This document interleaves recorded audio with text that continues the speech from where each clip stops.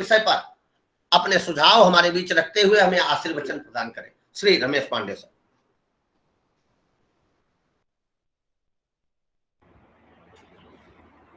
बहुत बहुत धन्यवाद नागेश पांडे जी। मेरी आवाज पहुंच रही है आप लोगों तक? जी सर, जी सर। और धरियाल सर जुड़ गए हैं।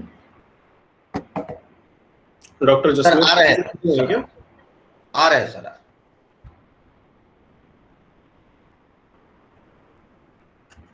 डॉक्टर जसमीर साहब जुड़े हुए हैं क्या? जी सर, जसमेर सर आ गए हैं। जसमेर सर अच्छा। बस वो जुड़ रहे हैं, 1 मिनट में जुड़ रहे हैं सर। धारियाल सर भी जुड़ रहे हैं। धरियाल सर के जुड़ने के बाद ही मैं बोलना शुरू करूं। जसमीर साहब नमस्कार, कैसे हैं? अच्छे हैं सर, नमस्कार। आप सभी प्रोफेशनल्स को नमस्कार और आपकी पूरी टीम को नमस्कार। थैंक यू, आपने इतने कम समय में ये कोलैबोरेटिव वर्क करवाया sir. Thank you so much sir. नमस्कार सर। जन जी नमस्कार सर। काफी लोग भी जुड़ रहे हैं अभी धीरे धीरे, और मैं इंतजार कर रहा हूं। धरियाल साहब मेरे टीचर रहे हैं। धरियाल साहब जुड़ते तो कार्यक्रम का हम लोग शुभारंभ करते। सर आप वेट कर लीजिए, सर को फोन करवा दीजिए। डॉक्टर प्रेमानंद मिश्रा साहब जुड़े हुए हैं। मिश्रा साहब सर नमस्कार सर। नमस्कार सर। सर धारियाल सर आ रहे हैं, बस अपनी सेटिंग कर रहे हैं उधर कैमरा से लगा के। आप आरंभ करें सर, निवेदन। बहुत बहुत धन्यवाद पांडे साहब।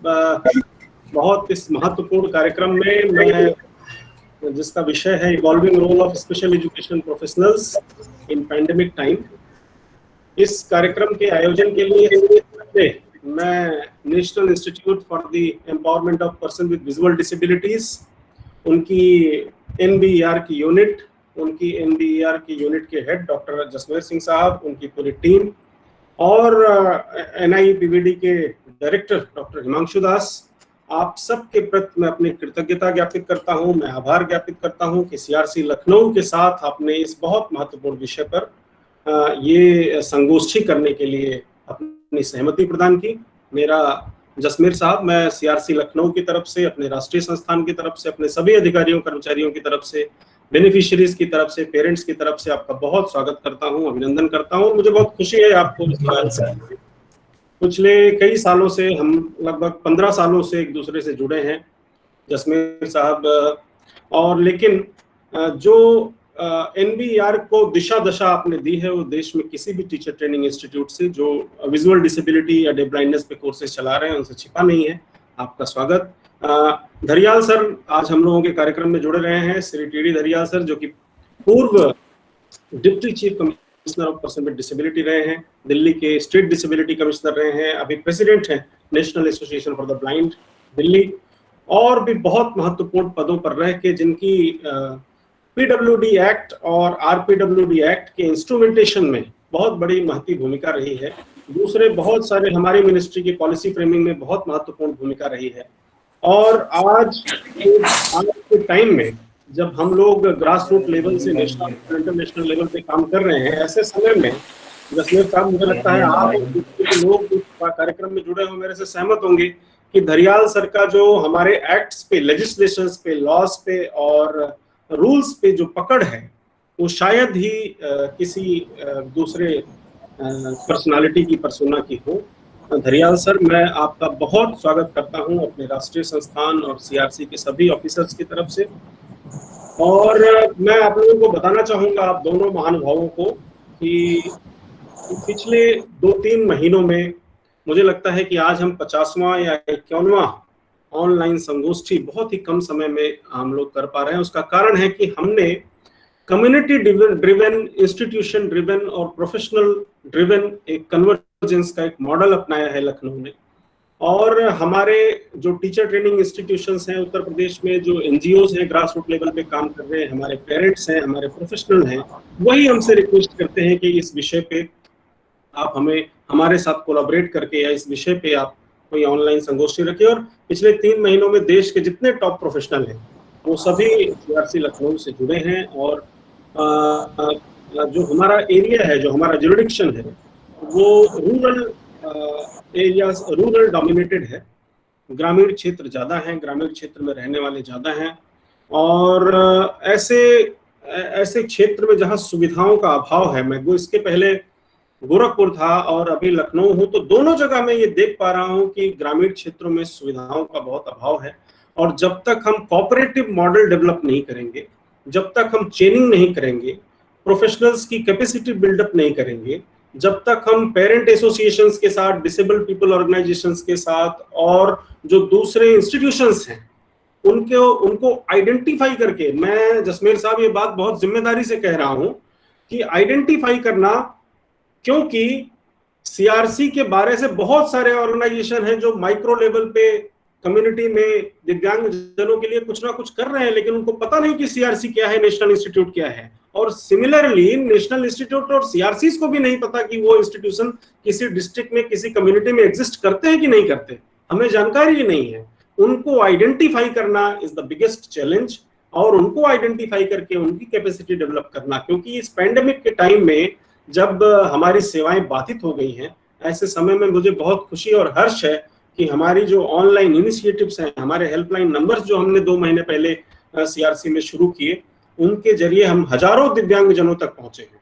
और ऑनलाइन प्लेटफॉर्म इतना अच्छा माध्यम है कि इससे हमारे ज्यूरिडिक्शन के लोग ही सिर्फ उनको ही फायदा नहीं पहुंचता। इससे आप चैट बॉक्स में देखेंगे कि कश्मीर से लेके और कन्याकुमारी तक, जो मैं हर वेबिनार में कहता हूं कि पूरे देश के लोग जुड़ते हैं। इसका फेसबुक लाइव होता है, उस पर बहुत सारे लोग जुड़ते हैं, और यूट्यूब पे जाता है, उस पर बहुत सारे लोग जुड़ते हैं। और मुझे बहुत खुशी है कि मिनिस्ट्री भी सीआरसी लखनऊ के इनिशिएटिव्स को बहुत अच्छे से अपने सोशल मीडिया पे प्रमोट करती है, जिससे ज्यादातर लोगों को लाभ मिलता है। ये एंडेवर जारी रहेगा। मैं बहुत ज्यादा समय नहीं लूंगा। मैं फिर से धरियाल सर को, डॉक्टर जसमेर साहब, आपका, आपकी समस्त टीम का, आपकी NBR NIVH की समस्त जो भी लोग जुड़े हैं उनका, हमारे पार्टिसिपेंट्स का मैं फिर से स्वागत करता हूं। और जो सीनियर प्रोफेशनल जुड़े हैं, मैं देख पा रहा हूं आज जगदीश गुप्ता सर जुड़े हुए हैं, सर आपका भी स्वागत करता हूं। प्रेमानंद साहब आपका भी स्वागत करता हूं। और हमारे जो प्रोग्राम कोऑर्डिनेटर्स हैं, राजीव जी, विकास, नागेश जी और सविता मैडम, आपके प्रति भी आभार व्यक्त करता हूं कि आप लोगों ने बहुत कम समय में इतने बड़ी विभूतियों को हमारे पार्टिसिपेंट्स के लिए जोड़ा है। मैं ज्यादा समय नहीं लूंगा, मैं इसी के साथ अपनी बात को समाप्त करता हूं। बहुत बहुत धन्यवाद। सादर धन्यवाद सर। जैसा आपने कहा कि CRC Lucknow, Nagesh ji sorry 1 minute लूंगा जी, सॉरी जी। Good morning to all the participants. I request, मैं आप सबसे प्रार्थना करता हूं, आप चैट बॉक्स में अपना डिटेल कृपया न लिखें। हमें क्वेश्चंस ढूंढने में बहुत दिक्कत होती है at the end of the presentation. So please आप सबसे रिक्वेस्ट है, आपका जो भी क्वेश्चंस हो वो चैट बॉक्स में लिखें। डिटेल हमें आपके फीडबैक फॉर्म से मिल जाता है। Thank you, please cooperate with us. धन्यवाद। नागेश जी प्लीज। आप सभी श्रोता शुद्ध श्रोता हैं, अनावश्यक रूप से चैट बॉक्स में आप न लिखें, निरंतर हम आपसे निवेदन करते रहे हैं। सीआरसी लखनऊ भिन्न भिन्न संस्थाओं से कोलैबोरेशन करके धरातल पर विशेष आवश्यकता वाले बालकों के लिए सेवाओं को पहुंचाने में निरंतर प्रयासरत है। इसी क्रम में आज विशेष शिक्षकों के लिए कार्यक्रम, और जैसा हमारे निदेशक सर ने कहा कि हम निरंतर प्रयासरत हैं कि कैसे स्तंदन किया जाए, कैसे क्षमता विस्तार किया जाए। अब कार्यक्रम की अगली कड़ी में मैं की note speaker doctor Jasmer sir को आमंत्रित करता हूं कि आप आए और आज के विषय पर अपने महत्वपूर्ण सुझाव हमारे बीच रखें। Doctor Jasmer sir. Thank you sir. Nagesh Pandey ji जो आज के कार्यक्रम को संचालित कर रहे हैं, और आज के कार्यक्रम का जो कोऑर्डिनेटर है श्री राजीव रंजन जी, जो इनिशिएट कर रहे हैं कि किस प्रकार से हम पूरे देश के स्पेशल एजुकेटर पेरेंट्स को अपनी बात पहुंचा पाए। कार्यक्रम को विधिवत रूप से इसको परमिशन देने के लिए मैं धन्यवाद करना चाहूंगा सविता जयवंत मैडम का, जो कि डायरेक्टर है आपके इंस्टीट्यूट की। डायरेक्टर सीआरसी श्री रमेश पांडे जी, हमारे बहुत ही अजीज, और हमारा डॉक्टर रमेश पांडे का जो एक रिश्ता है वो आपस में बहुत ही गहरा रिश्ता है, और डिसेबिलिटी के बारे में बहुत सारे कंसर्न्स हम लोग करते रहते हैं।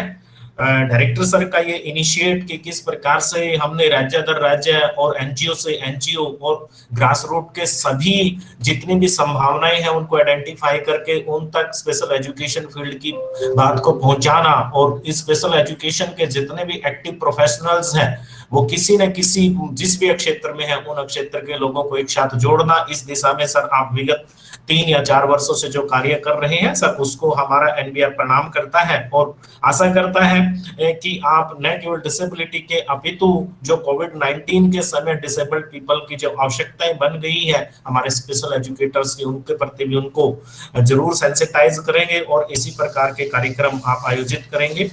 आज के कार्यक्रम में जो मुख्य अतिथि है श्री टीडी धारियाल जी, जिनके बारे में अभी डायरेक्टर सीआरसी श्री रमेश पांडे जी ने काफी कुछ विस्तार में बताया कि आपका कंट्रीब्यूशन देश में बहुत ही अग्रणी पंक्तियों में है और प्रेजेंटली आप प्रेसिडेंट है नेशनल एसोसिएशन फॉर ब्लाइंड जो कि दिल्ली में है। दिल्ली क्षेत्र से बहुत सारी एक्टिविटीज है जो national association for the blind ने ब्लाइंड क्षेत्र में दी है। सर मैं आपका प्रणाम करता हूं क्योंकि हम बीआरए दिल्ली के साथ मिलकर एक कंप्यूटर एजुकेशन का प्रोग्राम एनबीआर के बैनर तरह वहां पर चला रहे हैं पायलट प्रोजेक्ट के रूप में, तो वहां की मैनेजमेंट और वहां के कार्यों से हमें हमारा गहरा नाता है। साथ में वहां पर बीएड का जो प्रोग्राम चल रहा है जहाँ स्वाति सान्याल मैडम है, काफी लंबे समय से उसमें एनआईबीएच की अपनी एक महत्वपूर्ण भूमिका है, चाहे वो फाइनेंशियल असिस्टेंस के रूप में है चाहे रिसोर्स असिस्टेंस के रूप में है।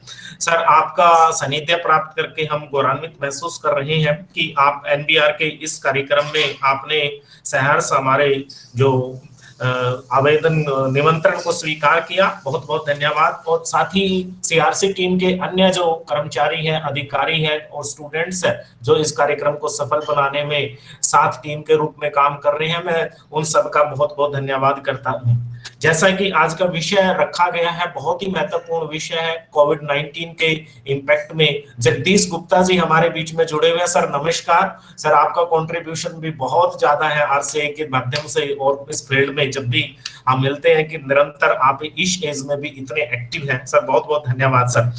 तो हम देख रहे हैं कि आज का जो इम्पैक्ट इतना ज्यादा पड़ा है कोविड-19 का, अगर मैं थोड़ा सा फ्यूचर में जाने की बात करूं, फरवरी 2020 की बात करूं तो फरवरी 2020 से लेकर आज हम मई 2021 में आ गए हैं और नियर अबाउट अगर हम काउंट करके देखने का प्रयास करें तो ये हमारे मोर देन 17 मंथ से ज्यादा है। क्या डिसेबिलिटी के बारे में हम सभी ने मिलकर कोई रोड मैप बनाया, क्योंकि जो परिस्थितियां हमारी बदल रही है, चाहे ऑनलाइन टीचिंग की है, चाहे ऑनलाइन लर्निंग की है, चाहे कैपेसिटी बिल्डिंग प्रोग्राम्स के हैं, चाहे पेरेंट्स को जोड़ने के प्रोग्राम्स के हैं, चाहे हमारे विभिन्न सारे मंत्रालय जो स्टेट लेवल पर काम कर रहे हैं उनके साथ है, या फिर हमारे जो डिसेबिलिटी कमिश्नर्स हैं स्टेट लेवल पर उनके मुताबिक, या आरपीडब्ल्यूडी एक्ट में जो एक ग्रुप बनाया हुआ है कि जो कोर ग्रुप बना हुआ है जो पूरी तरह से निर्णय लेता है सभी मंत्रालयों के साथ मिलकर, क्या हमारा प्रयास रहा कि हम पर्सन विद डिसेबिलिटीज के लिए, उनकी ऑनलाइन टीचिंग के लिए, ऑनलाइन काउंसलिंग के लिए,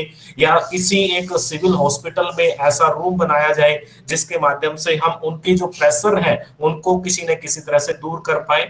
अभी हमारे विभाग की तरफ से एक किरण नाम की हेल्पलाइन लॉन्च की गई थी, लेकिन जब किरण के ऊपर कॉल किए जाते हैं और उनका रिव्यू किया जाता है तो उसमें डिसेबिलिटीज के जो कॉल करने वाले लोगों की संख्या है वो इतनी नहीं है जितनी होनी चाहिए थी, जिस प्रकार की अवेयरनेस की हमें जरूरत है। लेकिन इन सब बातों पे न जाते हुए मैं डायरेक्टली आना चाहूंगा कि हम बीइंग ए प्रोफेशनल हमारी ड्यूटी की है। जैसा हम सभी जानते हैं कि एक प्रोफेशनल रियल में आजीवन प्रोफेशनल रहता है, चाहे वो किसी भी पद पर प्रमोट क्यों ना हो जाए, किसी भी पद पर एडिशनल चार्ज में क्यों ना हो जाए।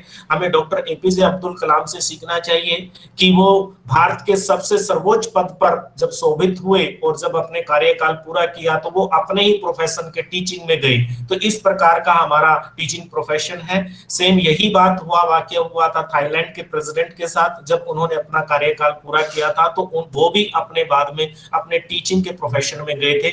हमारा रिहैबिलिटेशन और ट्रेनिंग का जो प्रोफेशन है और जिस प्रकार से मानव सेवा का जिम्मा हमें मिला है, तो हमें पूरा का पूरा आज की पॉलिसी और सिनेरियो को समझते हुए उसमें डेडिकेटली काम करना है। बहुत सारे एग्जांपल आज के समय हमें मिलते हैं कि पर्सन विद डिसेबिलिटी की सेवा करने के लिए क्या हमारे प्रोफेशनल जो एक डिस्ट्रिक्ट में काम कर रहे हैं, एक ब्लॉक में काम कर रहे हैं, या फिर एक गांव में काम कर रहे हैं, या फिर एक क्लस्टर में काम कर रहे हैं, क्या उनका कोई ऑर्गेनाइजेशन है, क्या उनका कोई व्हाट्सएप ग्रुप बना हुआ है, क्या उनका कोई फेसबुक पेज है, ताकि उस लेवल के लोग जो आज के समय मीडिया के ऊपर एक्टिव हैं या सोशल मीडिया पे एक्टिव है वहां तक पहुंच सके।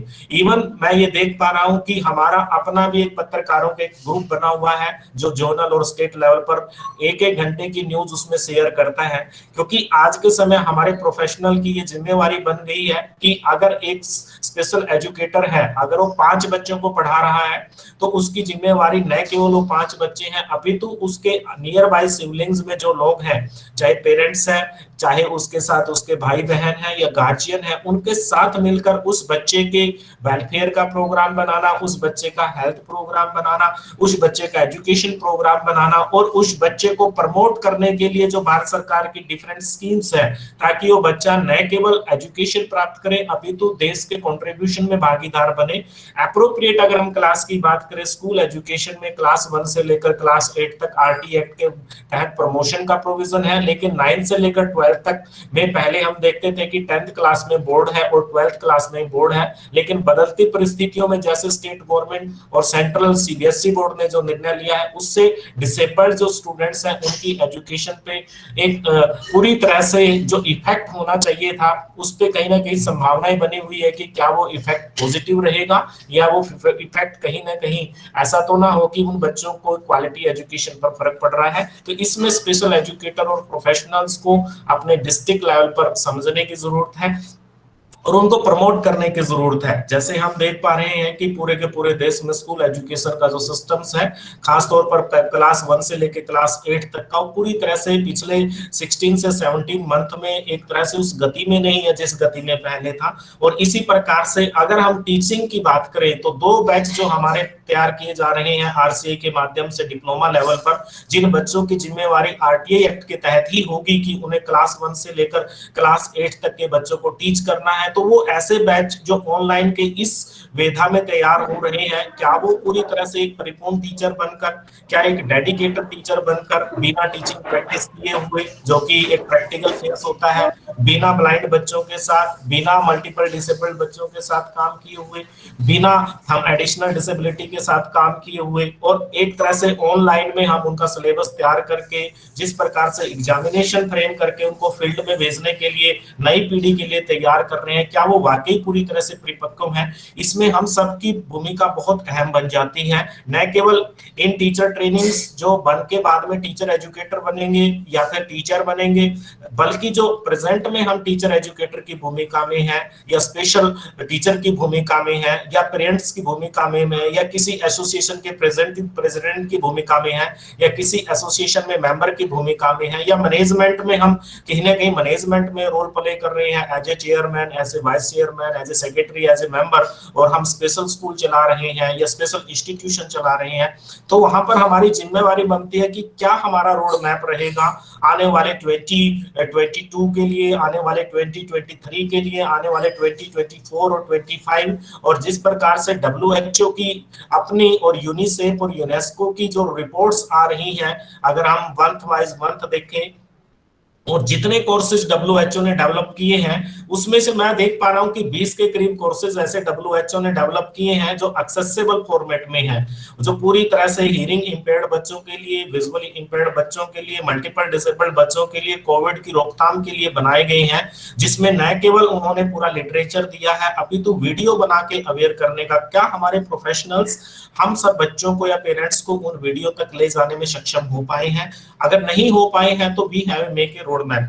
दूसरा हमारी बात आती है आरसीए के माध्यम से जो जितने भी 3 नेशनल इंस्टीट्यूट्स हैं, चाहे वो निपमेड चेन्नई है, चाहे वो दूसरा इंस्टीट्यूट NIHH हमारा मुंबई का है या तीसरा इंस्टीट्यूट NIPVD देहरादून है, तो इनके पास एक जिम्मेवारी है कि वो डिप्लोमा लेवल पर टीचरों को ट्रेन करते हैं। नियर अबाउट 10,000 से लेकर 12,000 के बच्चों का इनरोलमेंट होता है RCI के माध्यम से। सेंट्रलाइज्ड एक प्रोसेसर है एडमिशन का।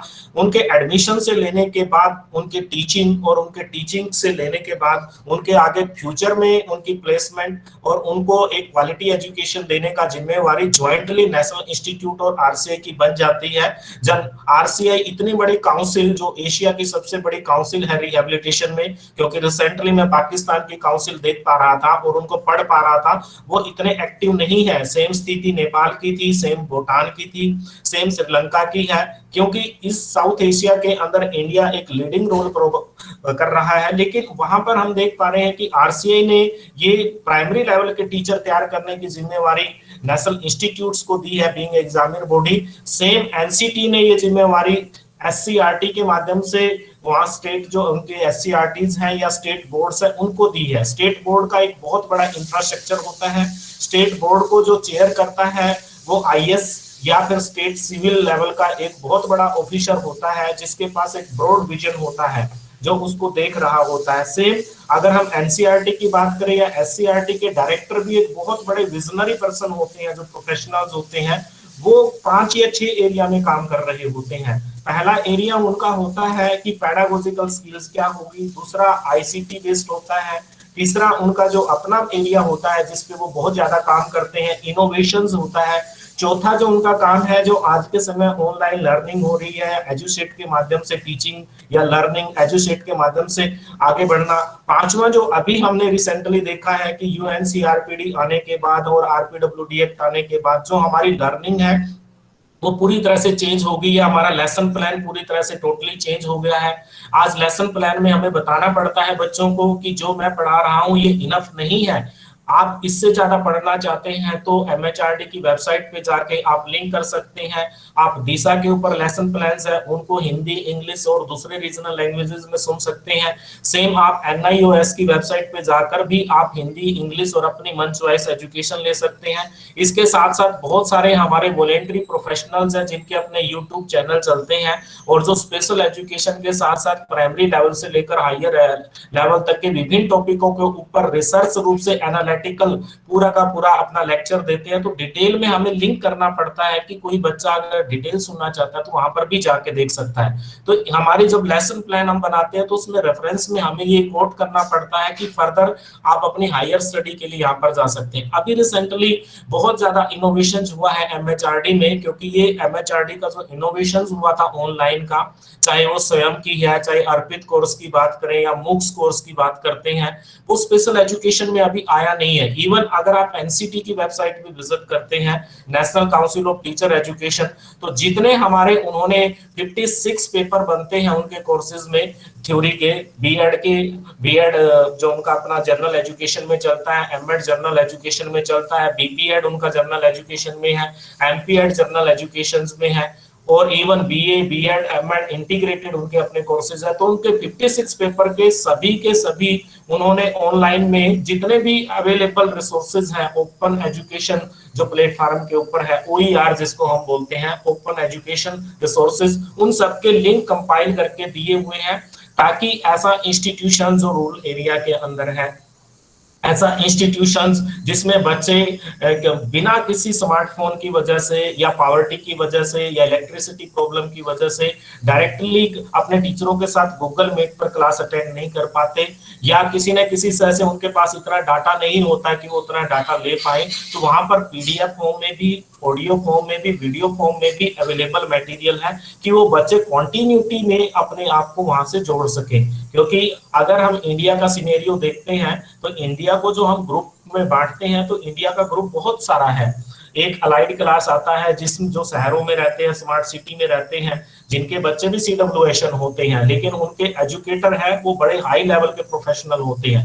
दूसरी कैटेगरी हमारी आती है मिडिल क्लास में। मिडिल क्लास में जो स्मॉल सिटीज में रहने वाले पेरेंट्स हैं, जो पूरी तरह से डिसेबिलिटी और एक्ट के बारे में अवेयर नहीं होते, डिसेबिलिटी की ट्रेनिंग के बारे में अवेयर नहीं होते, डिसेबिलिटी में टीचर ट्रेनिंग प्रिपरेशन के बारे में नहीं अवेयर है, उनको टीचर की रिस्पॉन्सिबिलिटी का पता नहीं होता, उनको ये लगता है कि टीचर की दया से ही उनका बच्चा पढ़ रहा है, totally dependent on the teacher. उस दिशा में उनको इस प्रकार के चीजों के साथ जोड़ना एक चैलेंज है। और तीसरा जो एक कैटेगरी है जिसको हम मानते हैं बीपीएल कैटेगरी, ऐसा नहीं है कि सीडब्ल्यूएसएन बीपीएल कैटेगरी में नहीं है, बिलो पॉवर्टी लाइन में। अक्सर हमने अपने मीडिया में देखा है, अक्सर अपने नेताओं को देखा है कि आज भी अगर वो कोविड-19 की बात करते हैं तो ये कहते हैं कि हम फ्री में अनाज दे रहे हैं, फ्री में हम ये डिस्ट्रीब्यूट कर रहे हैं। कहीं पर भी उन्होंने ये बात नहीं की कि फ्री में हम बच्चों को एजुकेशन दे रहे हैं, उनके लिए हमने ट्यूटर ऑर्गेनाइज कर दिए हैं, या कहीं पर हमने गांव में या छोटे शहरों में क्लस्टर में हमने ओपन एजुकेशन लर्निंग के लिए या टेक्नोलॉजिकल लर्निंग के लिए कोई प्लेटफॉर्म बना दिया है। क्योंकि 16, 17, 18 महीने के बाद और अभी जिस प्रकार से WHO और जिस प्रकार से वर्ल्ड की मेडिकल की बहुत टॉप संस्थाएं हैं, इवन IIM में जो इंडिया की अपनी संस्था है, उनके अगर हम आंकड़ों को देखते हैं और मेडिकल के रिसर्च पेपर जो छपते हैं और even times magazine, India today या बहुत सारी मैगजीन्स के आंकड़े कोविड के बारे में आज के समय देखते हैं तो बहुत डरावने लगते हैं कि आने वाला समय किस प्रकार का होगा। मैं आपके संज्ञान में लाना चाहता हूं कि बीइंग ए प्रोफेशनल होने के नाते ये हमारी नैतिक जिम्मेवारी बन जाती है कि अगर हम ऑफलाइन कुछ नहीं कर पाए तो अब हम घर पे बैठकर दूसरों से दूर हैं और हमारे पास पूरा समय है, अगर आपके घर में इंटरनेट है, कि हम स्टैटिस्टिकल एनालाइज करते हुए जिस प्रकार से CRC का अपना एक कदम है कि वो सबसे मिलकर कैपेसिटी बिल्डिंग का प्रोग्राम कर रहे हैं, आप उसी कैपेसिटी बिल्डिंग प्रोग्राम को छोटे लेवल पर कीजिए।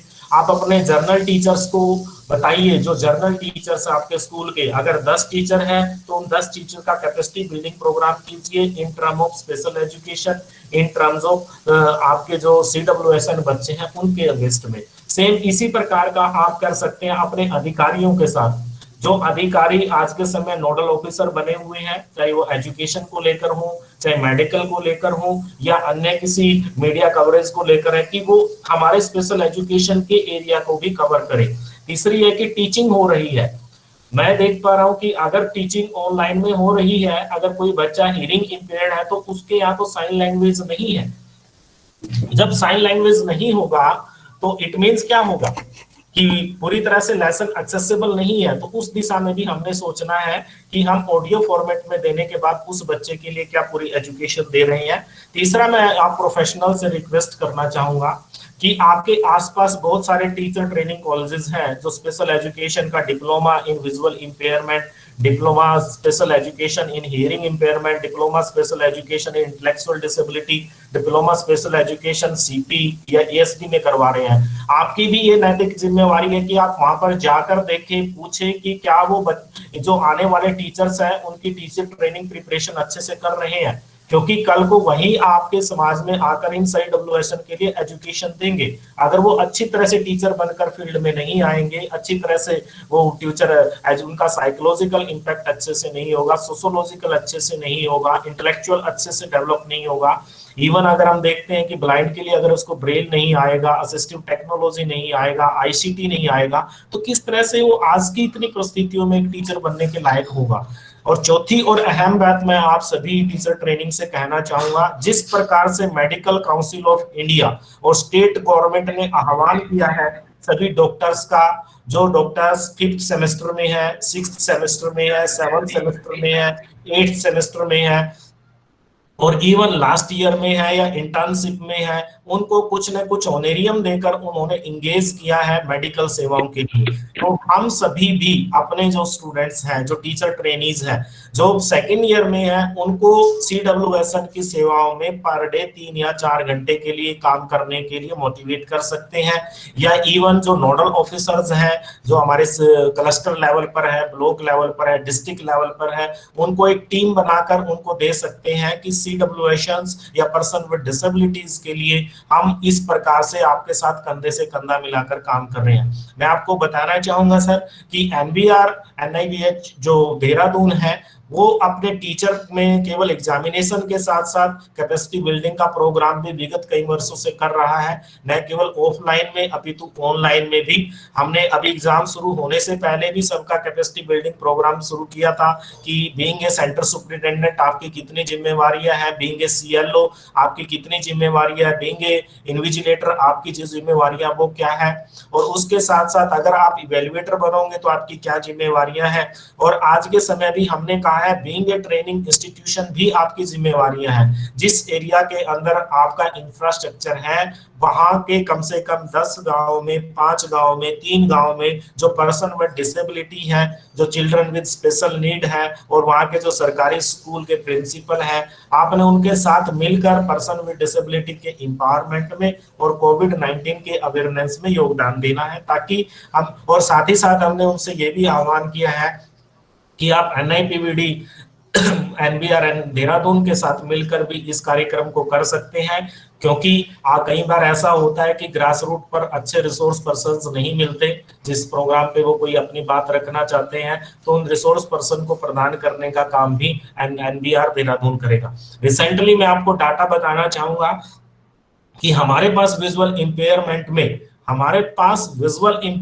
में अगर हम 1981 से देखकर आज तक का रिकॉर्ड देखते हैं तो विजुअली इंपेयर्ड जो ट्रेन टीचरों की संख्या है वो 20,000 है।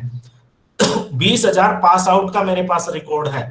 लेकिन जब मैं देखता हूं इंडिया में एक्टिवली कितने काम कर रहे हैं विजुअली इंपेयरमेंट के लिए, तो मुझे बहुत घबराहट होती है ये देखकर कि उसमें से अगर मैं पूरे टीचरों का डाटा लगाऊंगा, गवर्नमेंट टीचरों का, तो 2,000 टीचर भी विजुअली इंपेयरमेंट में काम नहीं कर रहे हैं। बाकी 18,000 कहाँ चले गए उसका कोई भी हमें नहीं पता। जो जर्नल एजुकेशन में चले गए हैं वो एक तरह से जर्नल टीचर बन गए हैं, क्योंकि यूपी जैसे स्टेट में जो हमारा डीएड है वो जर्नल डीएड या बीटीसी के इक्विवेलेंट होता है, तो प्राइमरी लेवल के टीचर वो बन जाते हैं, लेकिन उसके बाद सिर्फ प्राइमरी टीचर ही बन के रहते हैं। तो ये हमारे लिए सोचने का विषय है। जिस प्रकार से डॉक्टर, अभी मैंने बहुत सारे आईएएस को देखा, बहुत सारे आईपीएस को देखा कि जब जरूरत पड़ी कि डॉक्टरों की कमी है, जब जरूरत पड़ी कि कोविड-19 में कोई वॉलंटरी सर्विसेज नहीं दे रहा है, कुछ डॉक्टर जो बिजनेस के रूप में अपने हॉस्पिटल को चला रहे हैं उन्होंने अपने दरवाजे बंद कर दिए हैं, तो उन आईएएस ने अपना प्रोफेशनल रोल पर प्ले किया। उन्होंने वो डॉक्टर का अपना कोट पहना और उन्होंने वो अपना सिस्टम उतारा और वो पूरी तरह से उतर गए फील्ड के अंदर, क्योंकि उन्होंने अपने प्रोफेशन जो उनको बिल्ड किया गया था 5 वर्ष, वो उनके अंदर से वो आत्मा की उनकी आवाज जागी। और इसी प्रकार से बहुत सारे आईपीएस को हम देखते हैं जो एमबीबीएस या बीडीएस की डिग्री धारक होते हैं, जब कोई एक्सीडेंट होता है या किसी को जरूरत होती है तो वो अपना प्रोफेशनल रोल प्ले करते हैं, न कि अपना एडमिनिस्ट्रेटिव रोल। तो आज हमारे लिए जरूरत है कि जितने टीचर हमने आरसीआई के साथ मिलकर तैयार करे हैं, वो विजुअली इंपेयर्ड के हो, इंटेलेक्चुअल डिसेबिलिटी के हो, सीपी के हो, एएसडी के हो, कि हमें कम से कम अपने मोहल्ले में, कम से कम अपने गांव में, कम से कम अपने लोकल शहर में इकट्ठा होके एक व्हाट्सएप ग्रुप बनाना है। अगर बना पाए फेसबुक के ऊपर आना है और उन लोगों को हेल्प करना है जिनको बहुत प्रॉब्लम है, कि जैसे इंटेलेक्चुअल डिसेबल्ड बच्चे को ये बताना है, इंटेलेक्चुअल डिसेबल्ड पेरेंट्स को ये बताना कि आपने वैक्सीनेशन कराना है, तो उसको पता ही नहीं कि वैक्सीनेशन होता क्या है। हमने तो उसको सेंटर पे ले जाके वैक्सीनेशन करवाना पड़ेगा। सेम इसी प्रकार से अगर कोई मल्टीपल बच्चा है, डिसेबल्ड बच्चा है, उसको तो बिना छुए एक एक्टिविटी भी नहीं हो सकती, तो उसके साथ हम जुड़ के कैसे करेंगे, क्योंकि उसमें तो सोशल डिस्टेंसिंग हो ही नहीं सकता। तो it is a plan we have to make, और ये आपसे बेहतर प्लान कोई नहीं बना सकता, क्योंकि जो ग्रास रूट की परिस्थितियां हैं उसके बारे में आप सभी ज्यादा जानते हैं। जैसे मैं आपके सामने लास्ट में एक बात के माध्यम से मैं इस बात को, क्योंकि 1 घंटे का प्रोग्राम है, एंड करना चाहूंगा। WHO ने अपनी बहुत सारी गाइडलाइंस दी है और क्योंकि आज के समय हम उसी को प्रायोरिटी मानते हैं, उन्होंने बहुत कुछ कोरोना वायरस 2019 के बारे में अपनी वेबसाइट पर लिखा हुआ है कि वैक्सीनेशन से संबंधित सूचनाएं उन्होंने वहां पर डाली हुई है कि वैक्सीनेशन कैसे कराना है, वैक्सीनेशन के बारे में सुरक्षा की कौन सी दायरे हैं, वैक्सीनेशन के द्वारा पूछे जाने वाले अक्सर क्वेश्चंस कौन से हैं, उसके साथ दुष्प्रभाव इसके कौन कौन से हो सकते हैं। इसके साथ ही उन्होंने इसके बारे में बताया हुआ है कि अगर आप वैक्सीनेशन का आपको वेट करना पड़ रहा है, आपकी एज 18 से 45 के बीच में है, तो आपका अपना मानसिक संतुलन कैसे रखना है। स्वास्थ्य की सलाह भी दी हुई है, बहुत सारे वीडियो हैं, नए भी हैं पुराने भी हैं, कि आज के परिवेश में जो हमारा वेव 2 में हम कैसे अपने आप को स्वस्थ रखें और वेव 3 के लिए कैसे तैयार करें। और चौथी बात जो महत्वपूर्ण बात है, अभी हम यहीं तक नहीं रुके, वेव 3 तो आने वाला ही है। वेव 2 में ही हमने एक नई चीज पता कर ली है। आंध्र प्रदेश में हमने देखा कि वहां के कर्नूल डिस्ट्रिक्ट से हमें पता लगा, और इवन हम विशाखापट्टनम डिस्ट्रिक्ट से पता लगा, और इवन बहुत सारे केसेस ऐसे आ रहे हैं कि एक ब्लैक नाम का वायरस फैल चुका है जिससे आई प्रॉब्लम हो रही है। तो हम सभी जो आई स्पेशलिस्ट हैं, जो आई प्रोफेशनल्स हैं, हमें डॉक्टर के साथ मिलकर इस दिशा में सोचना होगा कि अगर आई में इन्फ्लुएंस होने से विजुअल डिसेबिलिटी बढ़ती है तो उसके लिए क्या हमारा रोड मैप होगा, हमारे ब्लॉक लेवल का रोड मैप कैसे होगा, डिस्ट्रिक्ट लेवल का कैसे होगा, स्टेट लेवल का कैसे होगा, सीआरसी के साथ कैसे मिलके देंगे, एनआई के साथ मिलकर कैसे करना, हमने हॉस्पिटल के साथ कैसे करना है। तो ये हमारा एक रोड मैप होगा।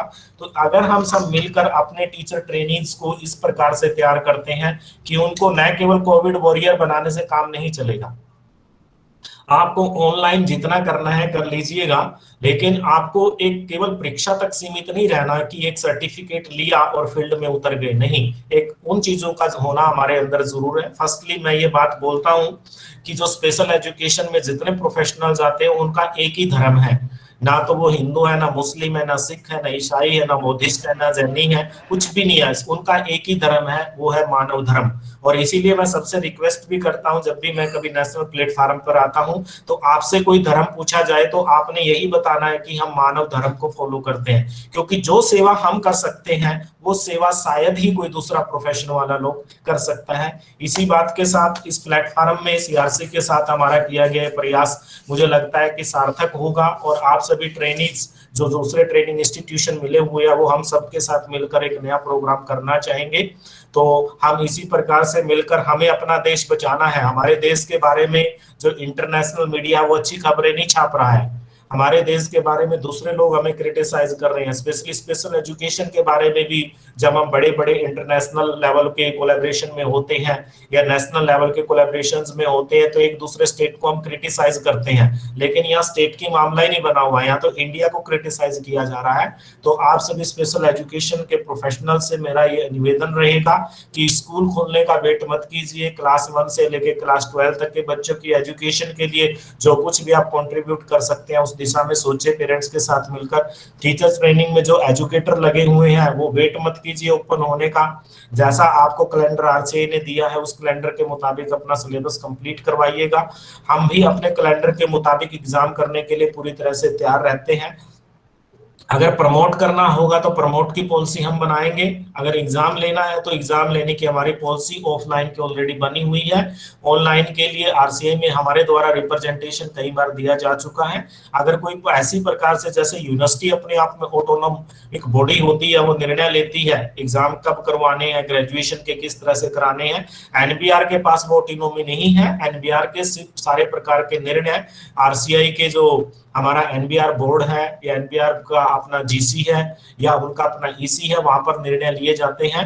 तो आप अपनी बात विजुअल इंपेयरमेंट से संबंधित हमें लिखें अगर आप कोई चेंज चाहते हैं। अगर आप एचआई से संबंधित है मुंबई को लिखें या डायरेक्ट आरसीआई को लिखे हैं। लेकिन हमारा प्रयास केवल और केवल बच्चों को प्रमोट करने का नहीं होना चाहिए, हमारा प्रयास उस आईएएस और आईपीएस डॉक्टर की तरह होना चाहिए जो डॉक्टर की फॉर्म में एक एडमिनिस्ट्रेटर तो बन गया, लेकिन वाकई वो जब सेवा की बात आती है तो वो अपना प्रोफेशनल रोल प्ले करता है। इन्हीं शब्दों के साथ मैं दोबारा से सीआरसी डायरेक्टर का, आईपीएस डायरेक्टर मैडम का और आज के हमारे चीफ गेस्ट हैं जो टीडी थापियाल सर का बहुत बहुत धन्यवाद करता हूं, और ऑर्गेनाइजर का भी बहुत धन्यवाद करता हूं कि आप है, और आप सभी जो लिसनर हैं, आपने मुझे इतनी ध्यानपूर्वक से सुना और इतना अच्छा मैनेजमेंट रहा, आपका सुनने का भी मैं बहुत बहुत धन्यवाद करता हूं। नमस्कार। और एनबीआर इसी प्रकार से आपके साथ कंधे से कंधा मिलाकर काम करने के लिए तैयार है। आप प्रयास कीजिए, हम आपके साथ हैं। Thank you very much. सादर धन्यवाद सर। निश्चित ही विशेष शिक्षकों के क्रम में आपने बहुत ही महत्वपूर्ण रोड मैप रखा। अब मैं एक विशालतम अनुभव से युक्त आदरणीय Shri TD Dhariyal sir, former deputy chief commissioner of person with disabilities government of India and former commissioner for person with disabilities government of GNCT Delhi and present president NAB Delhi को आमंत्रित करता हूं कि आप आए और एक लंबे समय में आपने भारत के दृष्टि दिव्यांगों और सभी प्रकार के दिव्यांगों के लिए जो महत्वपूर्ण योगदान दिए हैं, उन महत्वपूर्ण योगदानों में से आज हम लोगों के बीच में एक स्वर्णिम विशेष शिक्षकों के लिए रोड मैप रखने की कृपा करें। आदरणीय श्री टीटी धारियाल सर। नमस्कार। मेरी आवाज सुनाई दे रही है आप सब लोगों को?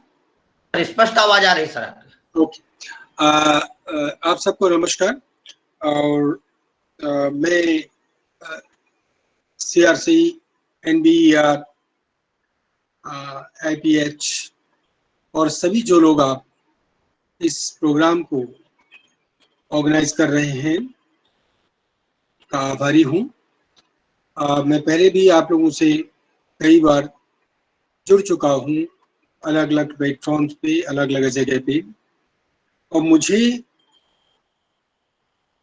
ये लगा कि आपका जो नेटवर्क है ये बहुत ही विस्तृत है और बहुत ही एक समान प्लेटफॉर्म पे सबको आप ले आते हैं। यही कारण है कि मुझे कभी भी आपके प्रोग्राम में 250 से कम लोग पार्टिसिपेंट्स नजर नहीं आए। इसके लिए आप लोगों को बहुत बहुत मैं कांग्रेचुलेट करता हूँ। इतनी बड़ी संख्या में लोगों के पास जो भी मैसेज इधर से जा रहा है, जो भी इधर से हम बता रहे हैं, जैसे अभी डॉक्टर जसवीर सिंह जी ने बताया, इतनी इंफॉर्मेशन उन्होंने दी है कि अगर उसका हम एक छोटा 1% भी साथ में लेके जाएंगे तो हमें बहुत बड़ी मदद मिलेगी। इनफैक्ट जो मैं कहना चाह रहा था उसमें करीब करीब सभी कुछ डॉक्टर साहब ने बता दिया है। उससे पहले रमेश जी ने बताया। मैं 2-3 बिंदुओं पे आप लोगों का ध्यान आकर्षित करना चाहता हूं। मुझे गुप्ता जी, जब मैं RCI में था, बहुत कुछ सीखने को मिला डिसेबिलिटी के बारे में, खासकर RCI से रिलेटेड सभी विषयों पर। और इसलिए जो विशेष शिक्षक हैं या प्रोफेशनल्स उनके बारे में मैं समझता हूं कि जो ये आज का टॉपिक है, evolving role of special education professionals, ये पैंडेमिक के दौरान बहुत ही महत्वपूर्ण, बहुत ही रेलेवेंट है। वो इसलिए कि 2 बातें हैं। आप सब लोगों का काम, जो भी टीचर्स हमारे हैं, शिक्षक हैं, बच्चों को पढ़ाना, पेरेंट्स को बताना, जो एक मेन स्ट्रीम टीचर्स हैं उनको बताना इन स्पेशल बच्चों के बारे में, अलग अलग आवश्यकताओं के बारे में, विकलांग व्यक्तियों के बारे में। लेकिन आज ये समय आ गया है कि आप लोगों को ये नए दौर पे जो कोरोना वायरस ने पूरा परिप्रेक्ष्य बदल दिया है, हर चीज बदल दी है, इसमें आपको उतनी ही आवश्यकता अपनी कैपेसिटी बिल्डिंग की है। जो डॉक्टर जसमेर सिंह जी ने बताया, हमें केवल शिक्षा कैसे देनी है बच्चों को यही नहीं, बल्कि हमें मेडिकल इंफॉर्मेशन, WHO में क्या हो रहा है, हमारे देश में किस तरह से फैसिलिटीज अवेलेबल हैं, उनको कैसे अवेल कर सकते हैं, ये बहुत ही महत्वपूर्ण हो गया है। इसलिए जो ऑनलाइन प्लेटफॉर्म्स हैं और जो इंफॉर्मेशन वेबसाइट्स में है, वो इंफॉर्मेशन आप लोग कैसे ग्रहण कर सकते हैं, कैसे रिटेन कर सकते हैं, और कैसे उसको, जो आपकी कॉन्स्टिट्यूएंसी है, आपकी कॉन्स्टिट्यूएंसी जितने भी बच्चे शिक्षा प्राप्त कर रहे हैं, जितने भी टीचर्स शिक्षा दे रहे हैं, क्योंकि आज तो इंक्लूसिव एजुकेशन का जमाना है। हमारा विकलांग बच्चा, हर किस्म का बच्चा रेगुलर स्कूल में होगा। उस रेगुलर स्कूल में प्रिंसिपल से लेकर के टीचर तक आपने बताना है उनको किस, आपको डिफरेंट स्ट्रेटेजीज, डिफरेंट मेथड्स केवल बच्चों के लिए ही नहीं बल्कि उन टीचर्स के लिए, उन प्रिंसिपल्स के लिए, उन एडमिनिस्ट्रेटर्स के लिए जानना होगा, बताना होगा। और कौन कैसे सीख सकता है, कौन कैसे उसको एक्सेप्ट कर सकता है, सबसे बड़ी है एक्सेप्टेंस। सो इसलिए इस आप लोगों की अपने जो कैपेसिटी बिल्डिंग है उसको बढ़ाने का समय आ गया है। और एक और बहुत बड़ी मैं कहता हूं कि एक अपॉर्चुनिटी है आप लोगों के लिए। आपकी इंपॉर्टेंस जो है समाज में, शिक्षा के क्षेत्र में या लाइवलीहुड के क्षेत्र में, या जो भी देखें, वोकेशनल ट्रेनिंग होगा, कहीं कुछ होगा, तो बहुत ही जरूरी है, बहुत ही महत्वपूर्ण है। और इसलिए ये जो 3-4 चीजें मैं समझता हूं, डॉक्टर पांडे ने बताया कि देखिए साहब, अवेयरनेस नहीं है। हमारे पास सीआरसी है, हमारे पास नेशनल इंस्टीट्यूट्स हैं, लेकिन लोगों को पता नहीं कि सीआरसी क्या करता है, कहां पर है, क्या कर रहा है। ये डिसेमिनेशन ऑफ इंफॉर्मेशन, जो अवेयरनेस है, इसको फैलाना। Number 2, cooperation. केवल एक व्यक्ति आज या कभी भी, मैं कहता हूं, कोई एक प्रोफेशनल या कोई एक सेक्टर, एक डिपार्टमेंट साइलोज में हम नहीं रह सकते, अलग अलग स्तंभ में नहीं रख सकते। इसलिए कोऑपरेशन करना बहुत जरूरी होगा। वो चाहे रेगुलर स्कूल हो, जो मेन स्ट्रीम स्कूल होता है, या कॉलेज हो, या स्पेशल फैसिलिटी हो। हमारे कोई स्पेशल स्कूल भी अभी चलते होंगे, चलना ही पड़ेगा। तो आप लोगों का जो रोल है वो कोऑपरेशन का, अवेयरनेस, कोऑपरेशन। और एक बहुत बड़ी हमारे देश में कमी जो है, नॉट देश में ही नहीं, पूरे संसार में ही है, कि कोऑर्डिनेशन नहीं होता। आपस में कौन क्या कर रहा है उसको अगर हम कोऑर्डिनेट कर पाए बहुत सारा, और उससे एक कन्वर्जेंस करें, सब लोगों को एक पूल करें, जो इंफॉर्मेशन, बहुत सारी इंफॉर्मेशन है, बहुत सारी कैपेसिटी है, बहुत सारे रिसोर्सेज हैं, उन रिसोर्सेज को हम बेस्ट तरीके से कैसे यूज कर सकते हैं।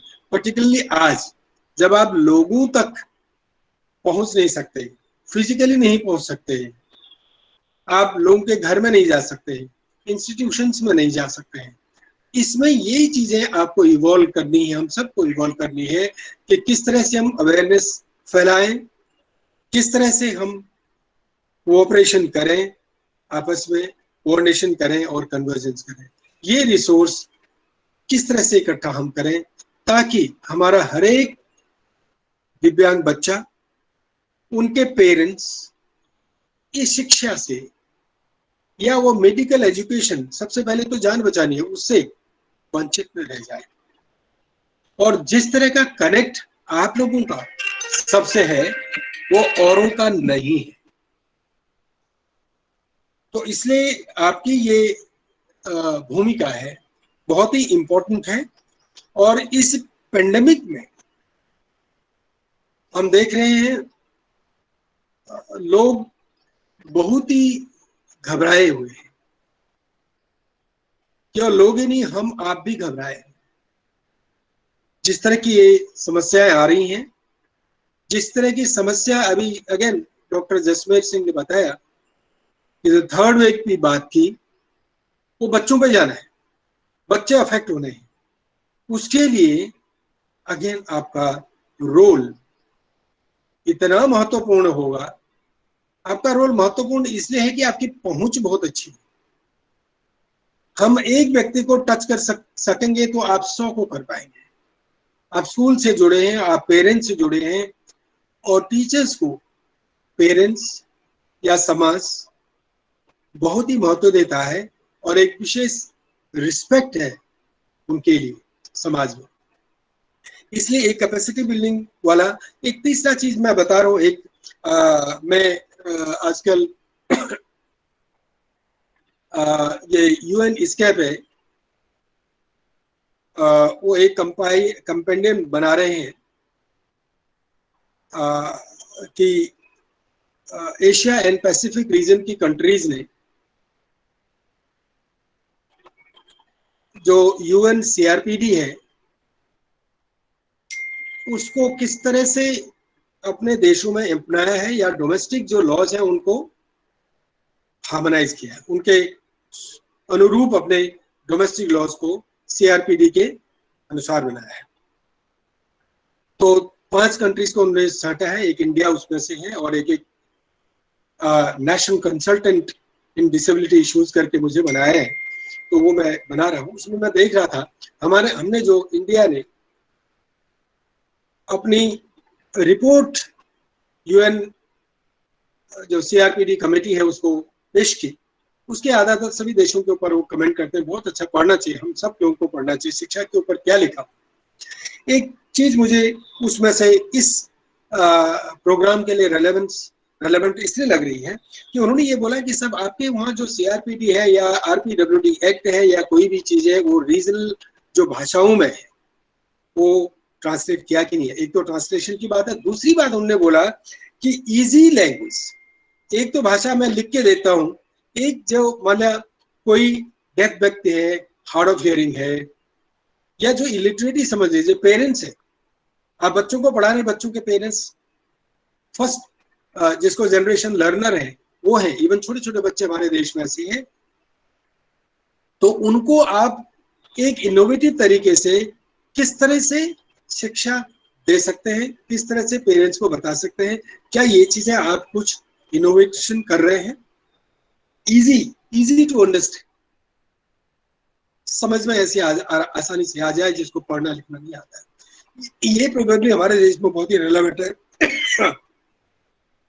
तो एक तो ये आप देख सकते हैं, कैपेसिटी बिल्डिंग अपनी और अपने लोगों के कर सकते हैं, और किस तरह से कन्वर्जेंस होना हमारे देश में जरूरी है, उसमें अपना रोल अदा कर सकते हैं। और सबसे बड़ी बात आखिर में मैं कहता हूँ एक्सेसिबिलिटी, चाहे वो फिजिकल हो, जो भी है। आज तो ICT की एक्सेसिबिलिटी जो है, इंफॉर्मेशन टेक्नोलॉजी एंड कम्युनिकेशन, ये बहुत ही इंपॉर्टेंट है। उस चीज को आप खुद भी अपने को अपनी कैपेसिटी बिल्ड करें और लोगों तक भी पहुंचाएं। मैं यहीं पे अपने बात को समाप्त करूंगा। मुझे एक और Indo German chamber of commerce और CBM एक प्रोग्राम कर रहे हैं, जिसमें मैं CBM में एडवाइजर भी हूँ। तो वो ये कि भाई हाउ टू इंक्लूड जो पर्सन विद डिसेबिलिटीज को है को इंडो जर्मन कंपनीज में किस तरह से इंक्लूड कर सकते हैं, कैसे करना चाहिए, उसको अटेंड करना है 10 मिनट के बाद। सो आप सबको नमस्कार। मुझे आशा है ये प्रोग्राम बहुत ही लाभकारी होगा, और ये इंफॉर्मेशन या जो ज्ञान हमको मिला है डॉक्टर जसमेर सिंह या डॉक्टर रमेश पांडे जी ने दिया है, या गुप्ता जी भी इसमें कुछ बताएंगे, उससे बहुत हमें फायदा होगा। नमस्कार, धन्यवाद। ऐसे प्रोग्राम आप करते रहें और ज्यादा से ज्यादा लोगों को की कैपेसिटी, ये भी एक कैपेसिटी बिल्डिंग है, कैपेसिटी बिल्ड होती रहे। थैंक यू, धन्यवाद। बहुत बहुत धन्यवाद सर, आपका कुशल निर्देशन और आप सभी श्रेष्ठ जनों का मार्गदर्शन, विशेष शिक्षा में लगे हुए विशेष शिक्षकों तथा आने वाली हमारी नई पीढ़ी को एक उन्नत मार्ग निर्धारण का भाव प्रदान कर रही है। आज धारियाल सर के द्वारा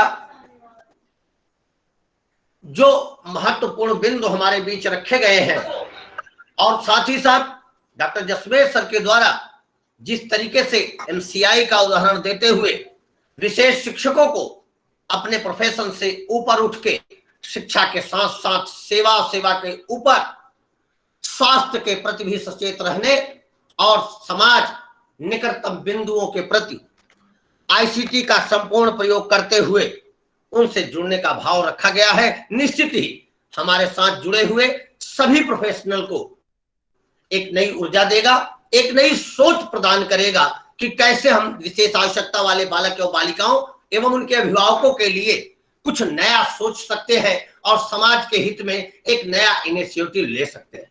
बहुत बहुत धन्यवाद सर आप दोनों जन का, और बहुत बहुत धन्यवाद हमारे निदेशक सर का जो ऐसे नवीन पक्षों पर विषय हमें प्रदान करते हैं तथा ऐसे कार्यक्रम आयोजित करने के लिए हमें निश्चित ऊर्जायमान रखते हैं।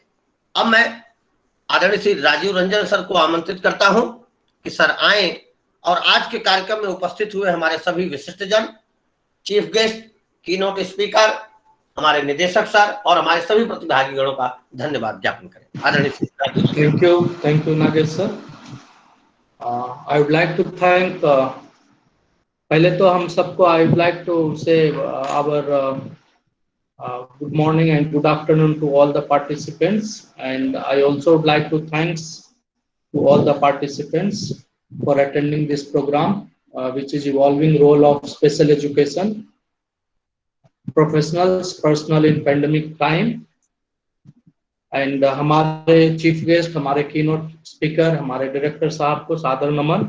इसी के साथ में I would like to thank you to our chief guest Shri TD. Dhariyal sir, who was the former Deputy Chief Commissioner for PWDs, Government of India, and former Commissioner for Persons with Disabilities, Government of J.N. Shetty, Delhi, and at present he is President NAB, Delhi. Thank you, sir, for your kind acceptance in very short time for this webinar and delivering your expertise for today's webinar. Very in short and sweetly, you have given your message to us that how we can utilize this in pandemic and we can help each other and we can go ahead with this. I would also like to thank keynote speaker Dr. Jasmeer Singh ji, who is at present assistant professor at Department of Special Education NIPVD Dehradun and also in charge TCTBH NIPVD NDR Dehradun.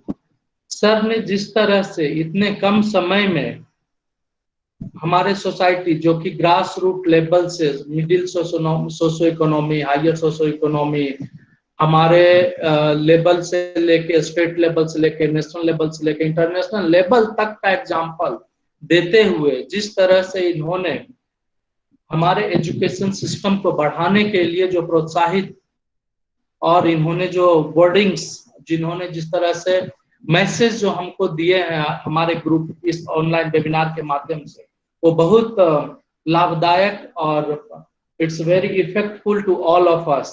So I would like to thanks Jasmer sir for your kind wordings, kind message in very short time. I would also like to thanks Director, our National Institute, PDU and IPPD New Delhi, for her kind guidance and frequent directions in each and every moment to us. And also our Director, Sri Ramesh Pandey sir, for his encouragement, direction and guidance.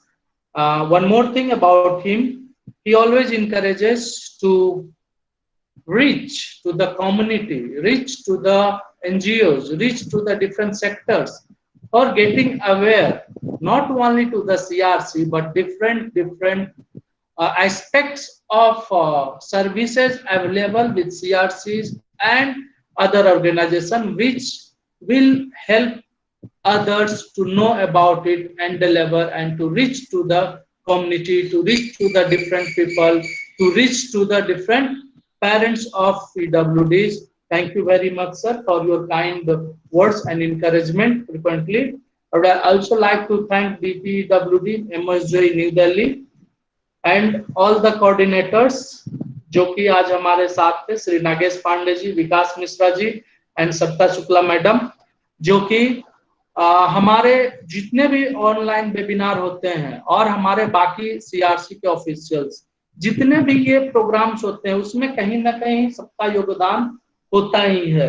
हमारे खास करके जो हमारे speakers होते हैं, chief guest होते हैं, इतने कम समय में कैसे कांटेक्ट करके कैसे लाना और किस तरह से टॉपिक्स को मॉडिफाई करके सर से अप्रूवल लेना, ये सारे बैकग्राउंड में बहुत कुछ चलता है। उसके लिए धन्यवाद हमारे को कोऑर्डिनेटर, हमारे साथी सीआरसी के जितने भी साथीगण हैं सबको, and all the participants for your kind attendance, and not only attendance, for your attachment, your frequent attachment to us. When we organize this kind of program, we see your love, your eagerness to learn something about the different aspects of either in special education or therapeutic or maybe in the awareness program or whatever the topic, but your eagerness to learn, it's very kind of you to for you all who always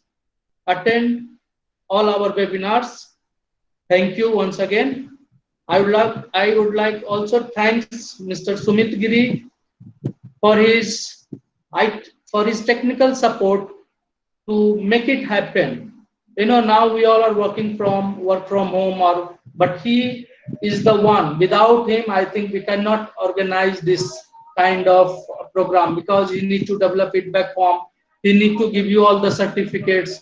We only coordinate. We know what we do. We collect the information, we call the guest faculty, we call the keynote speaker, we communicate with our competent authority. But in the background, our IT consultant is 24/7 with us, who is always doing all the technical support for. So thank you, Mr. Sumit.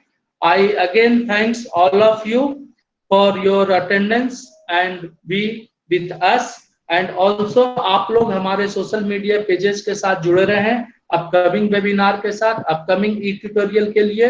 Thank you very much. बहुत बहुत धन्यवाद sir.